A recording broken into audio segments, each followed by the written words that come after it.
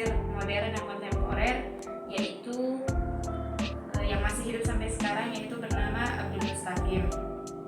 Nama lengkap beliau adalah Abdul Mustaqim dan lahir pada tanggal 4 Desember tahun 1972 di Purworejo. Nama ayah beliau yakni Muhammad Bardan dan ibundanya bernama Suwati. Pendidikan beliau dimulai dari MTS itu di salah satu guru beliau yang bernama Abdullah Umar, dan kemudian melanjutkan pada tahun 1988 sampai 1998 beliau mondok di salah satu di Yogyakarta yang bernamanya Pondok Krapyak. Kemudian beliau melanjutkan S1-nya pada tahun 1991 sampai 1996 di UIN Sunan Kalijaga Yogyakarta dengan jurusan tafsir hadis. Kemudian melanjutkan S2 beliau pada tahun 1997 sampai 1999 di UIN Sunan Kalijaga dengan jurusan ilmu agama dan filsafat, dan kemudian melanjutkan S3 pada tahun 2000 sampai 2007 di UIN Sunan Kalijaga Yogyakarta dengan jurusan studi Islam. Kemudian setelah beliau menyelesaikan pendidikan beliau pada tahun 2012 beliau membangun LSI Al-Rahman di Bantul, Yogyakarta. Kemudian beliau juga sampai saat ini banyak sekali menulis jurnal dan artikel, salah satunya tentang tafsir Maqasidi yang banyak sekali beliau bahas, dan beliau juga saat ini menjabat sebagai Direktur Pasca Sarjana di UIN Sunan Kalijaga tempat beliau berkuliah dulu.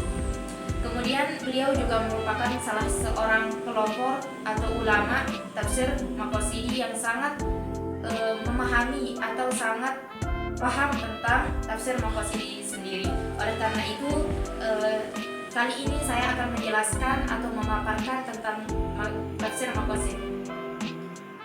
Jadi tafsir Maqasid Syariah itu kalau kita bahas satu persatu, tafsir itu berasal dari kata fassara yufassir wa tafsiran, yang secara bahasa diartikan sebagai al-kashfu wal bayan, artinya meningkat atau menjelaskan.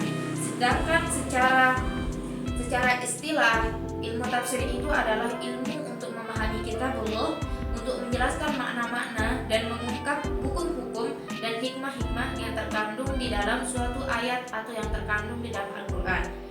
Sedangkan Maqasidi itu berasal dari qasdun. Qasdun itu artinya bermaksud atau menuju sesuatu. Sedangkan secara istilah, Maqasid ini sebuah tafsir yang menjelaskan ayat-ayat Al-Quran dengan mempertimbangkan maqasid-maqasid syariah. Di antara yang dipertimbangkan dalam maqasid syariah ini ada 5. Yang pertama ada namanya hifzuddin, ada yang bernama hifzuddin ini untuk menjaga agama, hifzun nafas untuk menjaga jiwa kita, yang ketiga hifzul akal untuk menjaga akal, yang keempat hifzun nasab atau menjaga keturunan, dan yang kelima hifzul mal yaitu menjaga harta. Kemudian sedangkan asy-syariah itu diartikan sebagai jalan menuju sesuatu atau jalan menuju sumber. Jadi kalau kita rangkum secara keseluruhan, tafsir Maqasid itu adalah sebuah upaya penafsiran Al-Quran dengan penekanan untuk menyingkap atau mengungkap apa sebenarnya makna di balik perintah, di balik larangan, di balik kebolehan, di balik kisah-kisah, di balik amsal dan aqsam, serta apapun perintah yang tertera di dalam Al-Quran itu sendiri. Jadi secara keseluruhan tafsir Maqasid ini tujuannya adalah untuk menyingkap apapun perintah yang seperti saya jelaskan tadi itu, apapun yang ada dalam Al-Quran itu sendiri. Ya, salah satu contohnya yaitu dalam ayat dalam surah Al-Baqarah, yakni Bismillahirrahmanirrahim, hafizu 'alas shalawati was shalatil wusta wa qumu lillahi qanitin. Jadi kata-kata hafizu di sana banyak orang yang bertanya kenapa tidak memakai ihfazu, kenapa menggunakan hafizu. Ternyata kalau dia menggunakan ihfazu itu cukup artinya menjaga saja, sedangkan hafizu itu artinya saling menjaga. Nah, ketika kita sudah menjaga sholat, mengerjakan sholat, maka dengan secara tidak langsung sholat itu juga akan menjaga kita. Dan apabila kita menjaga sholat, kita akan terjauhi dari segala hal yang dapat merusak diri kita sendiri. Jadi hafizu itu timbal balik. Apabila kita mengerjakan sholat, maka apabila kita menjaga sholat juga akan menjaga kita. Itu arti makna dibalik kata-kata hafizu. Oleh karena itu, tafsir maqasid ini tujuan utamanya itu yakni tahqiqul maslahah wa dar'ul mafasidah. Artinya untuk merealisasikan kemaslahatan dan menolak kerusakan. Itu daripada tujuan utama tafsir maqasid syariah.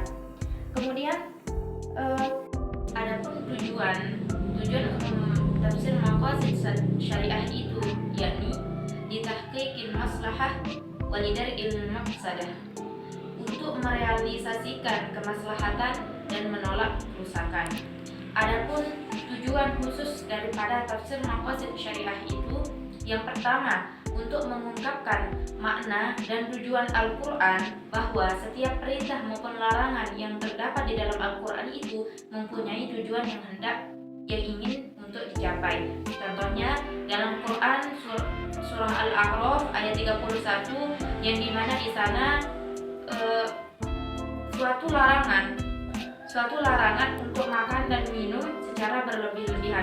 Karena ternyata apa? Karena di setiap sesuatu yang berlebihan yang kita makan atau yang kita minum, itu akan menyebabkan penyakit. Contohnya akan menyebabkan obesitas atau hipertensi atau diabetes dan lain sebagainya. Banyak sekali dampak negatif yang akan muncul ketika kita makan dan minum secara berlebihan.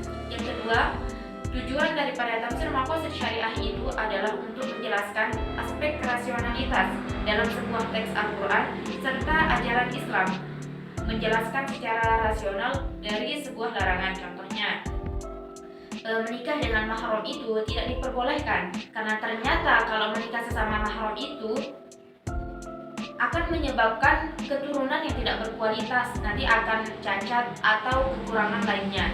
Yang selanjutnya adalah tujuan tafsir maqasid syariah itu yaitu untuk melengkapi metode-metode kajian tafsir yang sudah ada.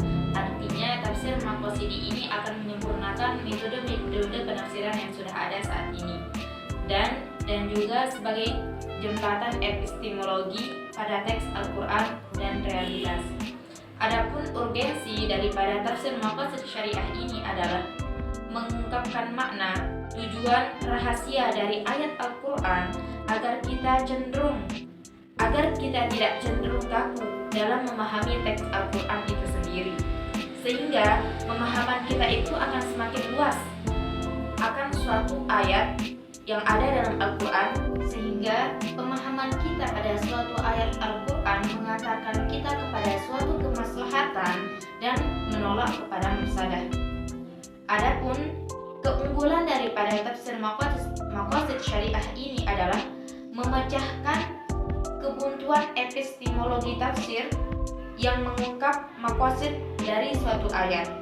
Yang kedua, memiliki hubungan epistemologi yang kuat terhadap turos para ulama.